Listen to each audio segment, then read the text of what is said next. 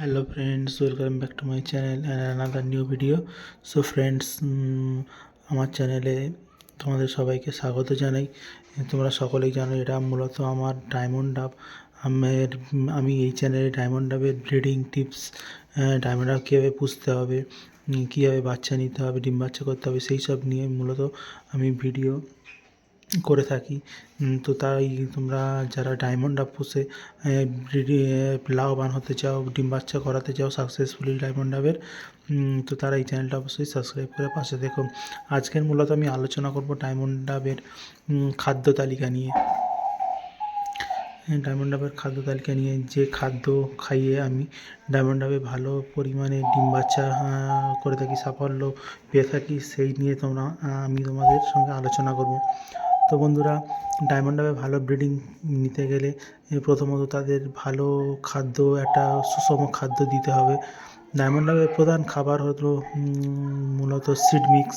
কয়েক ধরনের seed mix দিয়ে তোমরা ডায়মন্ড ডাব পাখি পুষতে পারো। আর তাদেরকে কিছু নরম খাবার, সফট ফুডও দিতে হয়। বিশেষ করে যখন বাচ্চা থাকে তখন ডায়মন্ড ডাবের সফট ফুড দিতে হয়, দিলে বাচ্চার গ্রোথ ভালো হয়।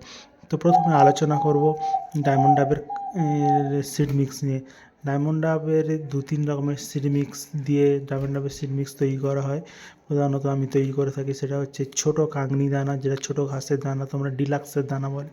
সেই ডিলাক্সের দানাটা তোমরা নেবে 1 কেজি পরিমাণে।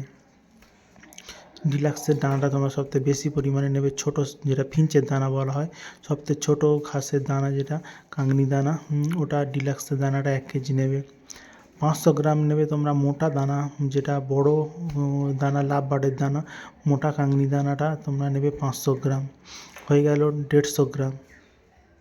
এছাড়া তোমরা 250 গ্রাম নেবে রাগি সিডস। রাগি সিডস অনেকে জানো, শস্যের মতো দেখতে, লাল লাল ছোটো ছোটো। রাগি সিডস তোমরা নেবে 250 গ্রাম।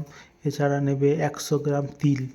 100 গ্রাম তিল এবং 50 গ্রাম মতো তোমরা নেবে হচ্ছে ব্ল্যাক সিড। এইগুলো ভালোভাবে মিশিয়ে তোমরা সারা বছর ডায়মন্ড ডাবে খাওয়াতে পারো। এটা ডায়মন্ড ডাবের খুবই পুষ্টিকর একটি সুষম সিড মিক্স, যেটা আমি ইউজ করে থাকি আর ভালো রেজাল্ট পেয়ে থাকি। এই সিড মিক্সটা তোমরা খাওয়াবে। আর সফট ফুডের মধ্যে যখন বাচ্চা ফুটবে, তোমরা সফট ফুড হিসেবে বিস্কুটের গুঁড়ো, তার সঙ্গে কিছু ডিমের গ্রেট করে নেবে, ডিম সিদ্ধ গ্রেট করে নেবে, বিস্কুটের গুঁড়ো, ডিম গ্রেট করে নেবে, এবং তার সঙ্গে কিছু গাজর কুচি এবং তোমরা বিনস কুচি, গাজর কুচি মিশিয়ে তোমরা একটা সফট ফুড তোমরা পাখিকে দেবে যখন বাচ্চা থাকবে। মেনলি বাচ্চা না থাকলে সফট ফুড দেওয়ার দরকার নেই, তোমরা সপ্তাহে 2 বার দিতে পারো। কিন্তু বাচ্চা থাকলে বছরে এই সপ্তাহে 7 দিনই তোমরা সফট ফুড দিতে হবে, তবে বাচ্চার ভালো গ্রোথ হবে। তো তোমরা আজকের ভিডিওতে জানতে পারলে ডায়মন্ড ডাবের খাদ্য তালিকা নিয়ে। এই খাদ্য ব্যবহার করলে তোমরা ভালোভাবে সফলতা পাবে, ডায়মন্ড ডাবে পুষলে ভালো সফলতা পাবে। তো ভিডিওটা মূলত এই নিয়েই ছিল, খাদ্য তালিকা নিয়ে। তো দেখা হবে পরের ভিডিওতে। ততক্ষণ তোমরা ভালো থেকো, সুস্থ থেকো, আর চ্যানেলটা দেখতে থেকো। আর যারা চ্যানেলে নতুন, অবশ্যই চ্যানেলটি সাবস্ক্রাইব করে পাশে থেকো। ধন্যবাদ।